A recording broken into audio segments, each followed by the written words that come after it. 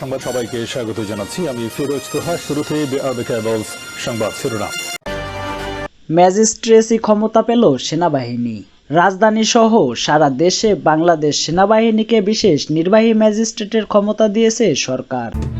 শেখ হাসিনার ষড়যন্ত্র চক্রান্ত অব্যাহত, সবাইকে ঐক্যবদ্ধ থাকতে হবে যুবদল সভাপতি। প্রতিবেশী দেশ ভারতে বসে স্বৈরাচার শেখ হাসিনা চুপচাপ বসে নেই।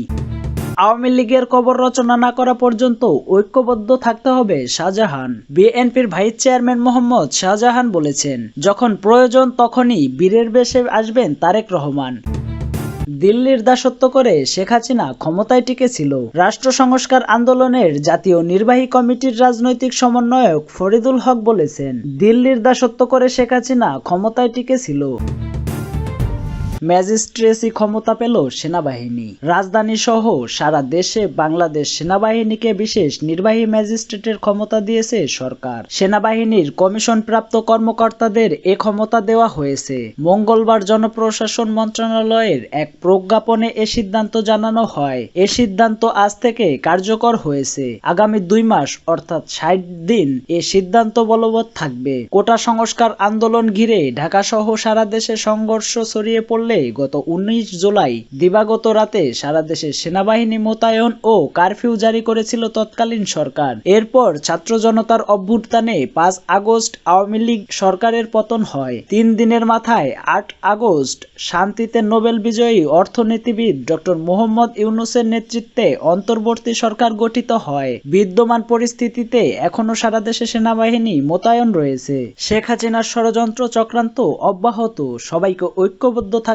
হবে যুবদল সভাপতি। প্রতিবেশী দেশ ভারতে বসে স্বৈরাচার শেখ হাসিনা চুপচাপ বসে নেই, বিভিন্নভাবে ষড়যন্ত্র করার চেষ্টা করছে বলে অভিযোগ করেছেন জাতীয়তাবাদী যুবদলের কেন্দ্রীয় সভাপতি আব্দুল মোনায়েম মুন্না। তিনি বলেন, এজন্য বিভেদ নয়, সবাইকে ঐক্যবদ্ধ থাকতে হবে। মঙ্গলবার রাজধানীর নয়াপল্টনে বিএনপির কেন্দ্রীয় কার্যালয়ের সামনে অনুষ্ঠিত সমাবেশে তিনি এই বক্তব্য করেন। তিনি বলেন, স্বাধীনতা পেলেও আন্দোলন আমাদের চলমান রয়েছে, কারণ এখনো স্বৈরাচারের দোসররা চুপচাপ বসে নেই। তারা বিভিন্ন জায়গায় উস্কানি দিয়ে বিশৃঙ্খলা এবং ঘেরাও করার চেষ্টা করছে। মুন্না বলেন, ছাত্র জনতার বিপ্লবের মাধ্যমে আমরা যে বিজয় অর্জন করেছি, বিজয় তখনই সুসংগত হবে যদি এটা ধরে রাখতে পারি। যুবদল সভাপতি আরো বলেন, স্বৈরাচার শেখ হাসিনার শাসনামলে অনেকেই নির্যাতন নিপীড়নের শিকার হয়েছেন, অনেকেই দেশে থাকতে পারেননি ফ্যাসিবাদী হাসিনার কারণে। কোটা সংস্কার আন্দোলন শুরু হলে বিএনপি নেতা কর্মীদেরকে সর্বপ্রথমে গ্রেপ্তার নির্যাতন করা হয়েছে। তাদের ওপর কারাগারে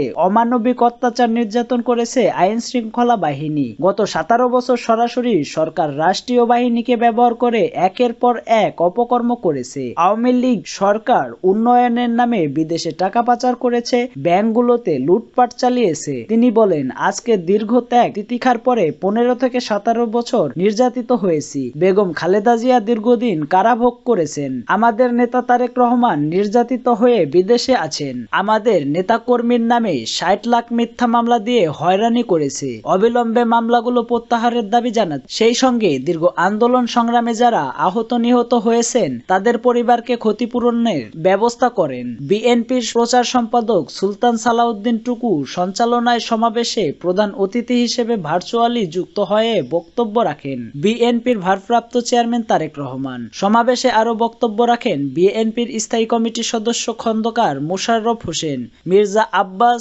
আব্দুল মঈন খান, ডক্টর জাহিদ হোসেন, যুবদলের সাধারণ সম্পাদক নুরুল ইসলাম নয়ন। যুবদলের আরো যারা উপস্থিত ছিলেন, কেন্দ্রীয় যুবদলের সিনিয়র সভাপতি রেজাউল কবির পল, সাবেক সহসভাপতি হারুনার রশিদ শিশির, সিনিয়র যুগ্ম সাধারণ সম্পাদক বিল্লাল হোসেন তারেক, সাংগঠনিক সম্পাদক কামরুজ্জামান জুয়েল, ফিরোজ আব্দুল্লাহ, আতিক আল হাসান মিন্টু, গিয়াসউদ্দিন মামুন প্রমুখ। আওয়ামী লীগের কবর রচনা না করা পর্যন্ত ঐক্যবদ্ধ থাকতে হবে শাহজাহান। বিএনপির ভাইস চেয়ারম্যান মোহাম্মদ শাহজাহান বলেছেন, যখন প্রয়োজন তখনই বীরের বেশে আসবেন তারেক রহমান। ফ্যাসিবাদীদের বিদায় করে বাংলাদেশে আবার গণতন্ত্রের পরিবেশ তৈরি করেছেন তারেক রহমান। তাই বিএনপিকে ক্ষতি করার স্বপ্ন দেখবেন না কেউ। মঙ্গলবার আন্তর্জাতিক গণতন্ত্র দিবস উপলক্ষে কুমিল্লা জেলা ও মহানগর বিএনপির আয়োজিত র্যালি ও বিভাগীয় সমাবেশের প্রধান অতিথির বক্তব্য রাখেন তিনি এবং এসব কথা বলেন। তিনি বলেন, যেভাবে ঐক্যবদ্ধভাবে শেখ হাসিনাকে দেশ থেকে বিতাড়িত করা হয়েছে,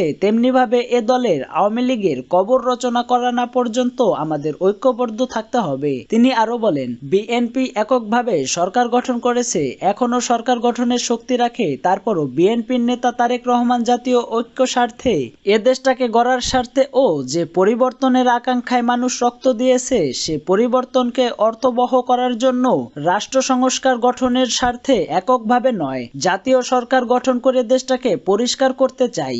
বিএনপির কোনো বিকল্প নেই। সকলে ঐক্যবদ্ধভাবে যেভাবে ফ্যাসিবাদকে বিদায় দিয়েছি, সেই ফ্যাসিবাদ যেন কোনো ক্রমে মাথা তুলে দাঁড়াতে না পারে, তার জন্য দলের নেতাকর্মীদের ঐক্যবদ্ধ থাকতে হবে। বিভাগীয় সমাবেশে কেন্দ্রীয় বিএনপির ত্রাণ ও পুনর্বাসন বিষয়ক সম্পাদক ও জেলা বিএনপির আহ্বায়ক সাবেক এমপি হাজী আমিনুর রশিদ ইয়াসিনের সভাপতিত্বে এবং মহানগর বিএনপির সদস্য সচিব ইউসুফ মোল্লা টিপু সঞ্চালনায় বক্তব্য রাখেন। কে বিএনপির সাংগঠনিক সম্পাদক অধ্যক্ষ সেলিম ভূঁইয়া, মোস্তাক আহমেদ, মহানগর বিএনপির আহ্বায়ক উদ্বাদুল বীর আবু, কেন্দ্রীয় বিএনপির নেতা মোস্তাক মিয়া, সৈয়দ জাহাঙ্গীর আলম, কুমিল্লা দক্ষিণ জেলা বিএনপির সদস্য সচিব জসিমউদ্দিন সহ জেলা ও মহানগর বিএনপির অসহযোগী সংগঠনের নেতৃবৃন্দরা দিল্লির দাসত্ব করে শেখ হাসিনা ক্ষমতায় টিকেছিল। রাষ্ট্র সংস্কার আন্দোলনের জাতীয় নির্বাহী কমিটির রাজনৈতিক সমন্বয়ক ফরিদুল হক বলেছেন, দিল্লির দাসত্ব করে শেখ হাসিনা ক্ষমতায় টিকেছিল। বিরোধ দিল্লির সঙ্গে, তারা তাদের সাম্রাজ্যবাদী আচরণ দেখিয়ে যাচ্ছে। আর কোথাও দিল্লি নেই, কেউ দিল্লির সঙ্গে নেই, বাংলাদেশের দিল্লির গোলাম নেই। বাংলাদেশের মানুষ আর দিল্লির দাসত্ব করবে না। তারা মূলত বাংলাদেশ ভারত সীমান্তে ভারত সরকার ও ভারতীয় সীমান্ত রক্ষা বাহিনী বিএসএফ কর্তৃক নিয়মিত বাংলাদেশি হত্যার প্রতিবাদে এ আয়োজন করে। রাষ্ট্র সংস্কার আন্দোলনের জেলা সমন্বয়ক খন্দকার আরিফের সভাপতিত্বে সভায় প্রধান অতিথি হিসেবে বক্তব্য রাখেন রাষ্ট্র সংস্কার আন্দোলনের জাতীয় নির্বাহী কমিটির রাজনৈতিক সমন্বয়ক ফরিদুল হক। বিশেষ অতিথি ছিলেন জাতীয় নির্বাহী কমিটির ন্যায়ফাল রায়হান কবির, সংগঠক ও বিশিষ্ট কলামিলিস্ট নাহিদ হাসান। এছাড়াও স্থানীয় নেতৃবৃন্দ বক্তব্য রাখেন। প্রধান অতিথির বক্তব্যে ফরিদুল হক বলেন, স্বর্ণা দাসের ঘটনার পর ভারত বলল বিজেপি তাকে মেরেছে, কিন্তু সীমান্ত হত্যা বিচ্ছিন্ন ঘটনা নয়, কারণ দিল্লি বাংলাদেশকে গাজা উপত্যকা মনে করে।